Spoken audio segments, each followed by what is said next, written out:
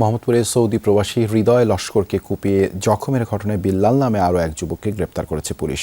পুলিশের খাতায় সে কালা বিল্লাল নামে পরিচিত। বৃহস্পতিবার রাতে তাকে গ্রেপ্তার করা হয়। শুক্রবার সংবাদ সম্মেলনে পুলিশ জানায়, স্ত্রীর সঙ্গে পরকীয়ার জেরে হৃদয়কে হত্যার পরিকল্পনা করে ক্যাপ্টেন মুন্না। এর আগে হৃদয়কে একাধিকবার হুমকিও দেওয়া হয়। দেশে ফেরার মাত্র 3 দিনের মাথায় তার উপর হামলা চালানো হয়। পুলিশ বলছে, হামলার পরিকল্পনায় ক্যাপ্টেন মুন্না সহ ছিল 5 জন। এরই মধ্যে শান্ত নামে আরও একজনকে গ্রেপ্তার করা হয়েছে। গ্রেপ্তার সবাই কিশোর গ্যাংয়ের সদস্য বলে দাবি পুলিশের।